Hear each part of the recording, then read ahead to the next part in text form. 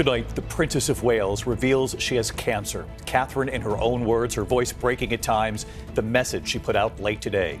Also tonight, this horrific terror attack in Russia, a Moscow concert hall, and just in tonight, ISIS now claiming responsibility. And the storm here at home tonight in the Northeast, winter storm and flash flood alerts right now. First tonight, Princess Catherine's cancer diagnosis. Her video message sharing that she's being treated for cancer. She's now undergoing preventative chemotherapy. She calls the diagnosis a huge shock to both her and Prince William. Catherine revealing she needed time to explain her condition to their 3 young children. You will hear Catherine's message.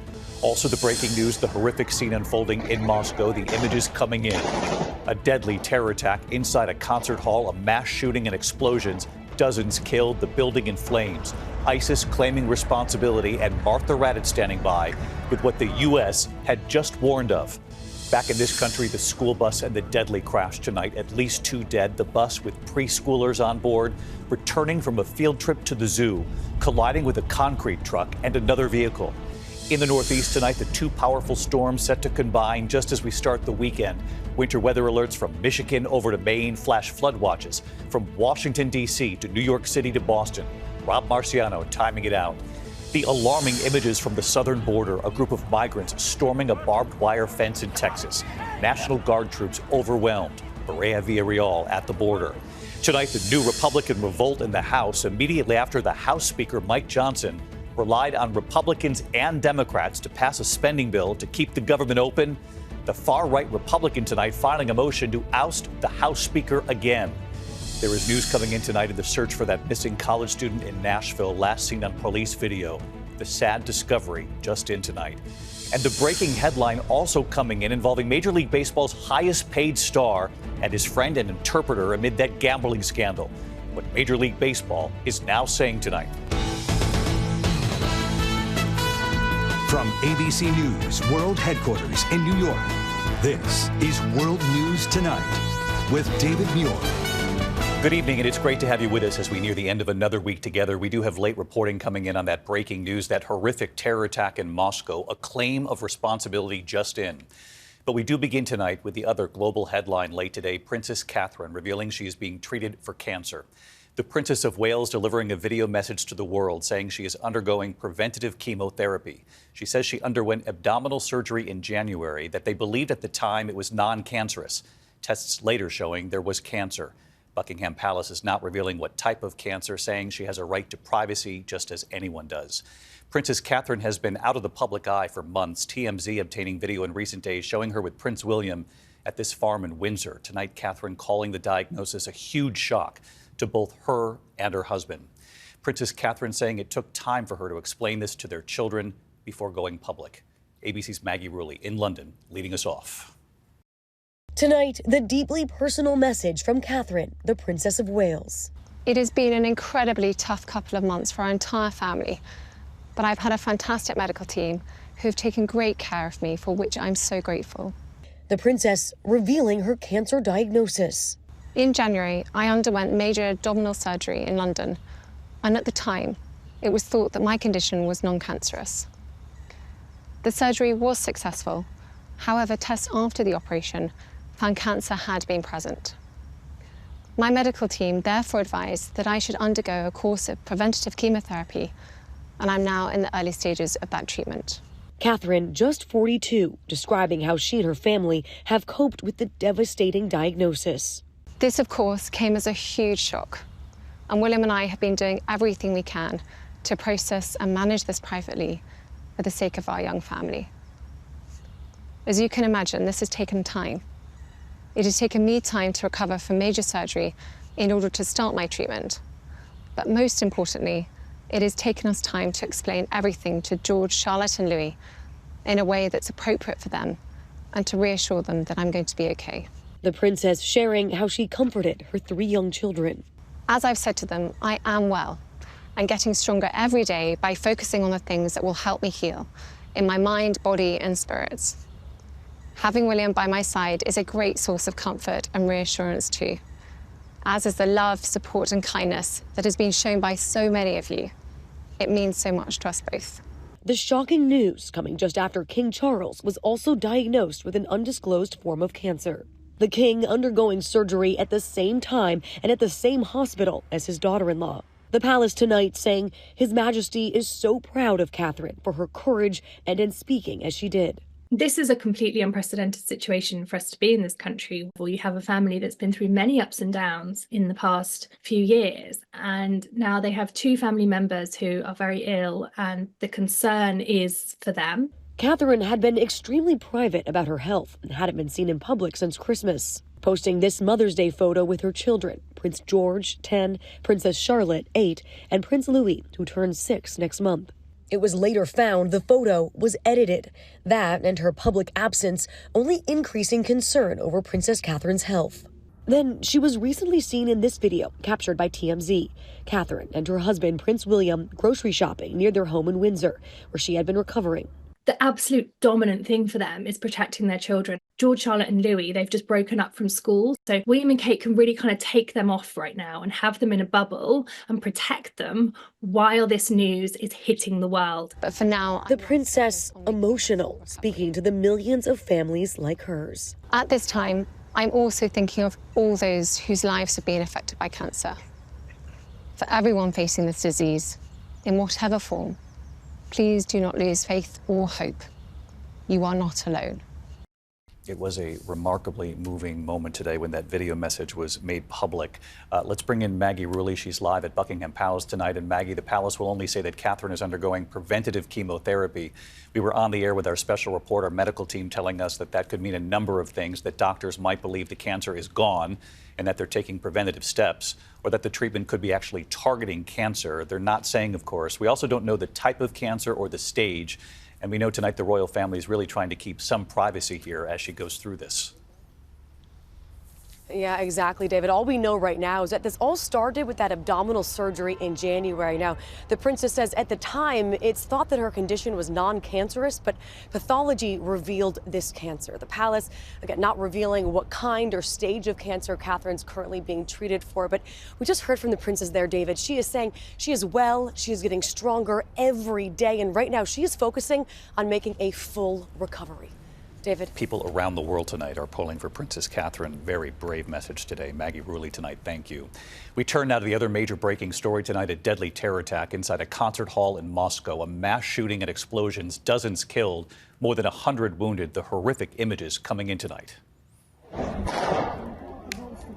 can see the video there showing several heavily armed gunmen, some in camouflage, opening fire on the crowd. Many were in their seats before the start of a concert. The building then in flames, the roof collapsing. Just before we came on the air tonight here, ISIS now claiming responsibility. And tonight, Martha Raddatz telling us this attack comes after a recent warning from the U.S. about the threat environment. Tonight, terror in Moscow. Multiple gunmen slaughtering more than 40 and wounding more than 100 inside one of Russia's largest concert and shopping complexes. Video showing concertgoers inside the 7,000-seat Crocus concert hall waiting for the show to begin. Ducking and screaming when the gunfire erupts, hiding under the seats. Taking cover in the lobby, the automatic weapons firing relentlessly.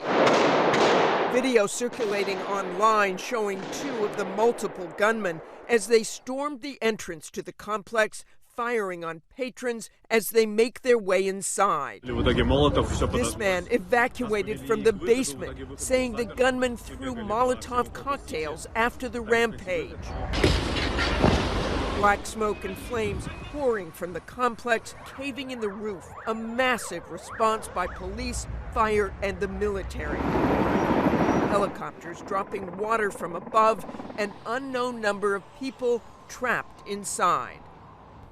And tonight, David, the terrorist group ISIS is claiming responsibility for this attack. It comes just 2 weeks after the U.S. State Department warned about possible extremist attacks in Russia and specifically at concert venues, advising Americans there to avoid crowded areas. An official telling ABC News tonight that the U.S. shared the intelligence with Russia that there was an imminent threat from ISIS. David? Those horrific images coming in tonight. Martha Raddatz with late reporting. Martha, thank you. Meantime, inside Ukraine tonight, Russia unleashing its biggest aerial attack on Ukraine's energy infrastructure since this war began. Russia launching more than 150 missiles and drones, at least 5 people killed, including an 8-year-old girl and her father, dozens more wounded. More than 4 million without power tonight, the Kremlin claiming this is retaliation for Ukrainian drone strikes inside Russia. Back here in the U.S. tonight, into the deadly school bus crash outside Austin, Texas. The bus with preschoolers returning from a field trip to the zoo, colliding with a concrete truck and another vehicle. Here's ABC's Mola Lenghi. Tonight, a harrowing scene in Central Texas. At least 2 dead, including a young child, and more than 40 others injured after a bus filled with preschoolers crashed while returning from a field trip to the zoo. They're advising a school bus with 44 students rolled over. The incident taking place just before 2 p.m. local time on State Highway 21 in Bastrop County, just outside of Austin. Officials say the bus was struck by a concrete truck and another passenger vehicle. Other vehicles involved, one being a concrete truck that also rolled over and a possible dead body at the location. The severely damaged bus coming to a rest on the side of the highway. Multiple helicopters and ambulances responding to the scene, including a bus ambulance capable of transporting 20 patients. Well, officials say there were 44 children and 11 adults on that school bus. Tonight, authorities working to reunite them with their families, David. Mola Lenghi with us. Thank you, Mola. Now to the storm threat tonight in the Northeast. 2 powerful storms combining just as we start the weekend. Winter weather alerts from Michigan all the way over to Maine. Flash flood watches from Washington, D.C. up through New York City, right up to Boston. Let's get right to senior meteorologist Rob Marciano back with us tonight. Hey, Rob. Hi, David. You're right about those 2 waves converging right over the east. That's still on track.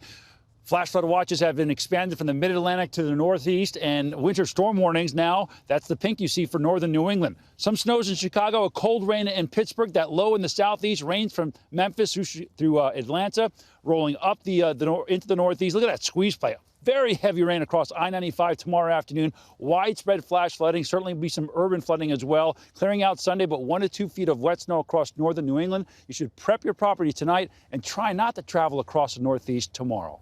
David? Good advice indeed. Rob Marciano. Rob, thanks for this week.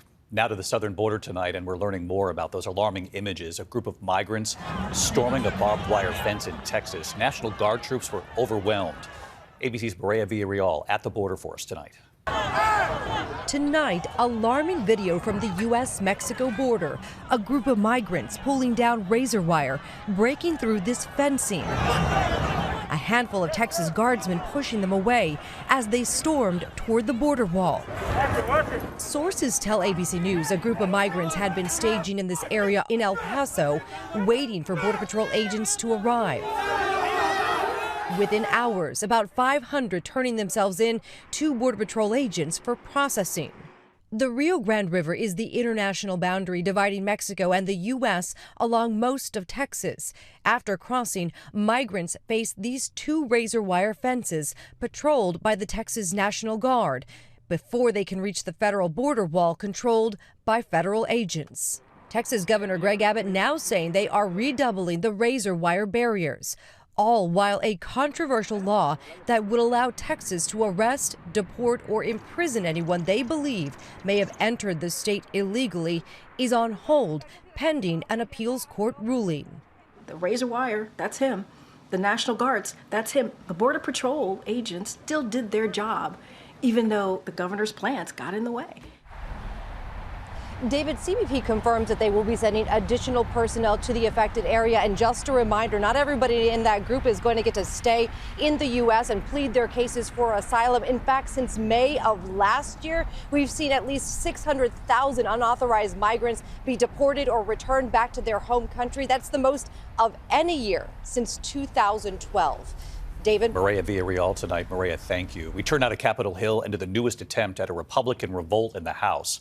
Right after the House Speaker today, Mike Johnson, relied on both Republicans and Democrats to pass a spending bill to keep the government open. The far-right Republican tonight filing a motion to oust yet another House Speaker. Rachel Scott on the Hill. Tonight, with just hours to spare, Speaker Mike Johnson resisting pressure from far-right Republicans, putting a bill on the House floor to avert a government shutdown. The $1.2 trillion package passing. The resolution is agreed to, with Democrats carrying it across the finish line. The bill provides more funding for Homeland Security, Health and Human Services, and labor. It also included money for 2,000 new Border Patrol agents and 8,000 detention beds for migrants. Some Republicans demanding more on immigration. We got to regroup after this and get serious about some real cuts in wasteful spending and in securing the border. But House Republicans torpedoed a border bill their own party negotiated. It could all now put Speaker Johnson's job in jeopardy. Congresswoman Marjorie Taylor Greene calling it a betrayal that Johnson worked with Democrats, taking the first step to try to oust him. The bottom line, you want Speaker Johnson out. I wouldn't have filed a motion to vacate if I didn't. We need a new speaker. This is not personal against Mike Johnson. He's a very good man, and I have respect for him as a person, but he is not doing the job. Just months ago, Kevin McCarthy was removed as Speaker after he turned to Democrats and Republicans to reach a deal to fund the government. I don't see how she could possibly think this will benefit anyone or the American people. The Senate now preparing to work through the night to get that bill passed and avert a government shutdown. As for that push to try to oust Mike Johnson, yet another speaker, it's unclear how Republicans plan to move forward. The House is now out on recess for 2 weeks, David. Rachel Scott cutting through it all for us again tonight. Rachel, thank you. Now to the Monday deadline for Donald Trump to post that $464 million bond in his New York civil fraud case. Tonight, Donald Trump now contradicting his own lawyers who argued all week that he doesn't have the cash. Trump now says he has nearly $500 million in cash. Here's Aaron Katursky. All week, his lawyers have insisted Donald Trump lacks the cash he needs to secure a bond to cover a nearly $500 million civil fraud judgment. Tonight, Trump is claiming he does. He just wants to spend it elsewhere. I currently have almost $500 million in cash, Trump wrote on social media, a substantial amount of which I intended to use in my campaign. But Trump hasn't offered any proof he actually has $500 million in cash, and Trump hasn't put any of his own money into his campaign since 2016. The former president has until Monday to post a bond, or New York Attorney General Letitia James told us she'll take action. If he does not have funds to pay off the judgment, then we will seek judgment enforcement mechanisms in court, and we will ask the judge to seize his assets. But tonight, a potentially new source of income for Trump. Investors voting today to take Trump's struggling social media company public. His stake on paper, roughly $3 billion. That may sound like a windfall, David, but unless Trump gets special permission from shareholders, he cannot convert that stake into cash for 6 months. David? Aaron Katursky tonight. Thank you, Aaron. When we come back here, the news coming in that search for a missing college student near Nashville, the sad discovery. There's also news coming in on Major League Baseball's highest paid star and his interpreter amid that gambling scandal. What Major League Baseball is now saying about this tonight. Tonight, a tragic end to the search for that missing college student in Nashville. The body of Riley Strain discovered in a river near Nashville. The University of Missouri student disappearing 2 weeks ago while on a college trip, last seen on police and surveillance video, stumbling after being out. Police tonight saying it does not appear foul play was involved. When we come back here tonight, the breaking headline at this hour about baseball's highest paid star amid that gambling scandal, what authorities are now saying about this. To the Index, and just in tonight, Major League Baseball saying it is opening a formal investigation into its highest paid star, the LA Dodgers' Shohei Ohtani, and his friend and interpreter, Ippei Mizuhari. The interpreter is accused of stealing $4.5 million from Ohtani to cover his own gambling debts. It's unclear if Ohtani helped pay those debts or was aware of it. The interpreter was fired by the Dodgers this week. When we come back here tonight, there was one thing Princess Catherine said today in that video message that spoke volumes about the princess, aware that millions are facing the same fight. Finally tonight, Princess Catherine on a battle she knows many face. Princess Catherine is just 42 years old with 3 young children. She says she will return to public life, that she is well and getting stronger every day. But this is what she told the people of the UK, that she must focus on a full recovery. We hope that you'll understand that as a family, we now need some time, space and privacy while I complete my treatment. My work has always brought me a deep sense of joy, and I look forward to being back when I'm able. But for now, I must focus on making a full recovery. And Catherine, aware of her very public role, making it clear she knows she's not the only one facing this battle. At this time, I'm also thinking of all those whose lives have been affected by cancer. For everyone facing this disease, in whatever form, please do not lose faith or hope. You are not alone. The world pulling for her. I'll see you Monday. Good night. Thank you for making World News Tonight with David Muir, America's most watched newscast.